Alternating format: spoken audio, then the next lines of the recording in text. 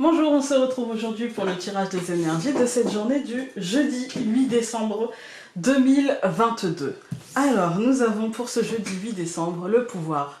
Je vous ai dit hier qu'aujourd'hui on pourrait faire. Eh bien, très clairement, aujourd'hui on peut faire. Avec Bacchus, on a presque la certitude de réussir ce qu'on va faire aujourd'hui.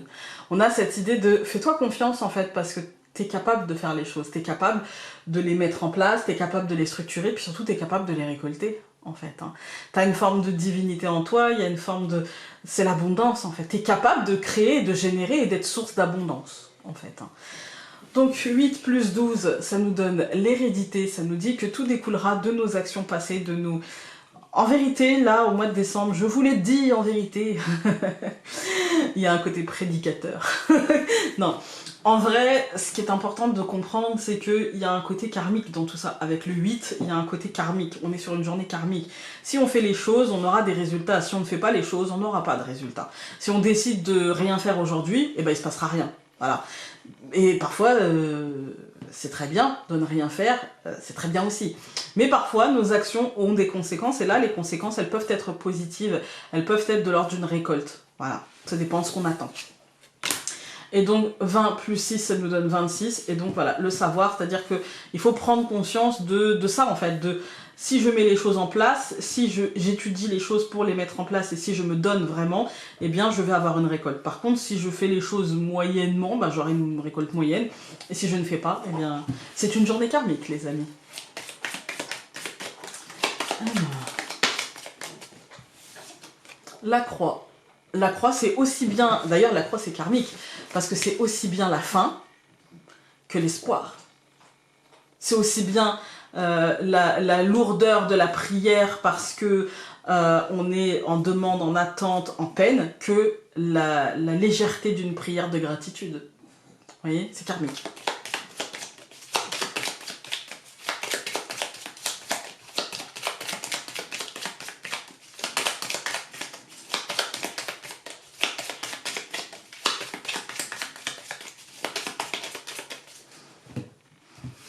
L'enfant et le nuage, le renouveau et le brouillard. On est dedans, hein, ça fait une semaine. Alors, ce qui est important à comprendre avec l'enfant et le nuage qui ressortent beaucoup, hein, c'est que dans tout renouveau, il y a de l'incertitude. Dans tout nouveau cycle, dans tout début de quelque chose, il y a de l'incertitude. Et en même temps, cette incertitude couplé à ce renouveau nous permet de pouvoir peut-être tracer notre propre chemin. Quand on y voit très clair, on a tendance à suivre la voie dessinée, on a tendance à suivre les pas des autres. Alors que quand on n'y voit pas clair, quand on est un peu flou, un peu brouillé, on a tendance à d'abord à se perdre, et puis à tracer son propre chemin, finalement, et se rendre compte qu'on n'est pas perdu. On est juste sur une voie qui nous convient à nous, une voie alternative à celle qui était prédécoupée, prédéfinie, vous voyez ce que je veux dire? Voilà. Donc nous avons l'anneau, nous avons la verge avec Fota, nous avons la souris, nous avons le jardin, et nous avons la maison. Ouais. On est encore sur le début, hein. On est encore sur, voilà, comme je vous ai dit, c'est karmique, donc ça nous demande des efforts. Karmique, ça veut dire quoi? Parce que moi j'entends beaucoup de choses sur ce mot-là, il y a beaucoup de choses. Karmique, ça veut dire qu'en fait, c'est quelque chose qui est un point de passage. Notre vie, elle n'est pas forcément écrite, d'accord? Il n'y a pas tout qui est écrit dans le grand livre de la vie, hein, non. Heureusement, on a ce qu'on appelle du libre arbitre. Par contre, on a des points d'étape. Voilà. On est venu travailler quelque chose, que ce soit en lien avec les autres, en lien avec nous-mêmes, en lien avec une énergie. De toute façon, c'est toujours en lien avec les autres, avec nous-mêmes et en lien avec une énergie. Après, on peut dire que je suis venue travailler ma blessure de rejet, ma blessure de machin, ma blessure de truc. Oui, d'accord. C'est vrai, c'est vrai. Mais c'est surtout... Je suis venue travailler sur mon relationnel, sur mon rapport aux autres, sur comment je laisse ce rapport aux autres m'impacter, en fait, sur mon rapport à moi-même, et surtout sur la manière dont que je vais avoir de traiter ces choses-là, en fait, vous voyez? Voilà, la manière dont je vais me lier aux situations, aux gens, et comment je vais me débarrasser progressivement des entraves, des blocages, des carcans, voilà. Ça veut pas dire que je vais finir à poil, hein, pas du tout. J'ai besoin de garder une structure. Attention, j'ai besoin de garder une structure, mais j'ai besoin que cette structure me ressemble. Vous voyez, j'ai besoin que cette structure soit le reflet de qui je suis. Et c'est différent pour chacun d'entre nous. Certains vont beaucoup se ressembler et d'autres un peu moins, en fait. Et c'est ce qu'on appelle un parcours de vie, tout simplement, vous voyez. Et donc, il y a ce côté-là dans cette journée. Alors, c'est pas, on va pas changer de vie aujourd'hui, hein, mais je pense que là, on est sur, mais comme chaque fin d'année, en vérité, et comme chaque début d'année. Vous savez, la fin d'année, il y a une sorte de bilan, et la fin d'année, il y a la projection future avec les bonnes résolutions que je vous invite à ne pas poser, en fait.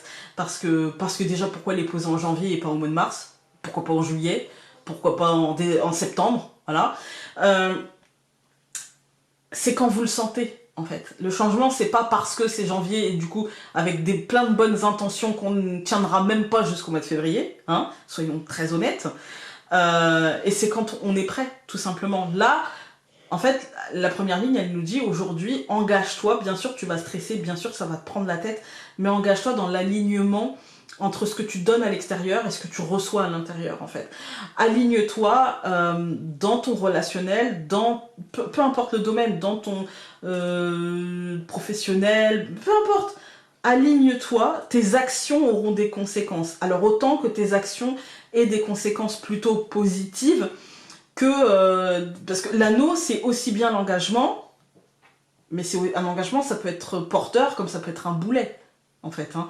Et là, on nous dit, bah, nos actions auront des conséquences, donc ne nous laissons pas happer par Fouettard et par la souris, qui peuvent être plombants et qui peuvent nous dire, ah, ça va être compliqué, tu vas te compliquer la vie, et du coup, l'équilibrage sera compliqué à faire. On va tout recouvrir.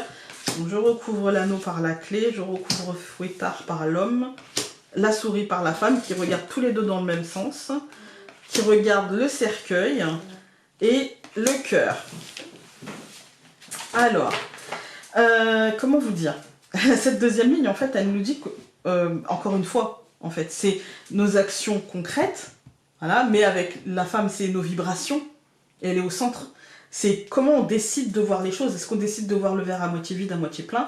C'est ça qui offrira des solutions et qui changera les choses aujourd'hui et qui impactera notre état émotionnel, mais surtout qui impactera aussi le concret, en fait. Hein, le concret, notre rythme, notre façon d'interagir, etc. Quand on regarde les colonnes, on a l'anneau et la clé. Moi, j'ai l'impression que ça nous demande de l'engagement pour entrer dans ce renouveau des deux pieds, en fait. Hein, pour créer ce renouveau, pour être source de ce renouveau. On a Fouettard, donc la Vierge, avec l'homme, c'est du stress aujourd'hui. Voilà. Concrètement, cette compréhension va nous stresser, en fait. Ça va nous stresser et ça va nous travailler, en fait. Hein. Ça va nous travailler parce qu'il y a des choses qui doivent changer dans nos cercles sociaux. Il y a des réajustements à faire. Le cercueil, c'est mort et renaissance. Ça ne veut pas dire qu'on va mettre de côté des gens ou des choses comme ça. Ça veut dire qu'il y a un besoin de réalignement par rapport à ça. Et on a la maison et le cœur. Et je pense que ce changement qu'on perçoit va avoir un impact assez important sur notre état émotionnel aujourd'hui. C'est une journée, en fait, vous savez, cette phrase que ma fille dit toujours, cette phrase de Spider-Man, hein, bah, elle dit ça pour blaguer, mais c'est vrai, de grands pouvoirs impliquent de grandes responsabilités. Bah, en fait, on a tous un pouvoir sur notre vie. Ça s'appelle le libre arbitre, d'accord? Et ce libre arbitre-là, quand on l'utilise, bah, en fait, il est toujours source de peur. Il est toujours... Parce qu'on nous apprend à suivre les règles bêtement. On nous apprend, des petits, à suivre le mouvement, à ne pas dépasser. Vous voyez, les parents sont fiers de nous quand on travaille bien à l'école, quand on parle pas, quand on discute pas, quand on écoute bien la maîtresse, quand voilà. Et du coup, ça participe pas à développer notre individualité. Et quand il s'agit d'utiliser son libre arbitre pour arrêter les choses et pour dire stop, eh bien, on a tendance à le faire en attendant la Vierge, en attendant de sortir de nos gonds et de dire ah non stop, là j'en peux plus, c'est fini, voilà. Alors qu'en fait, ça serait beaucoup plus sain de le faire en amont. De dire, là je sens que ça prend une une direction qui ne me plaît pas, et du coup je vais prévenir, si ça prend cette direction-là, moi je vais m'arrêter. Voilà. Et vous voyez, il y a ce côté, comment tu acceptes d'avaler les couleuvres, comment tu te libéreras, plus t'en avales et plus ce sera violent, en fait. Hein. Plus ce sera violent.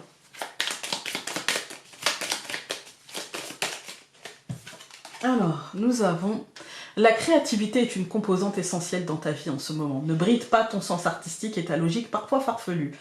L'art est partout et surtout dans les choses les plus simples ou quotidiennes. Voilà, essayons de voir peut-être que l'art ou peut-être que la douceur... J'ai envie de vous dire, si la journée se présente positivement, mettez de la musique, ça vous égayera, ça vous permettra d'avoir du peps, etc. Parce que parfois c'est juste du trac et voilà, mais on a des actions concrètes à mettre en place, on prend des décisions et on y va. Et si ça se présente sous un jour un peu plus négatif, bah mettez quand même de la musique. Et puis défoulez-vous, en fait. Hein. Et puis des fois quand on se défoule, et bah finalement, au bout d'un moment, on se dit allez, je vais faire ça et puis c'est bon. Voilà. En tout cas, moi je vous souhaite aujourd'hui de vous libérer, de faire les choses pour vous, pour la construction de ce que vous voulez mettre en place par la suite. Et aujourd'hui, je vous souhaite une journée utile. Voilà. Écoutez, j'espère que ce tirage aura pu vous être utile, sinon il vous aura amusé. Et puis nous, on se retrouve demain pour le dernier tirage de la semaine. Salut!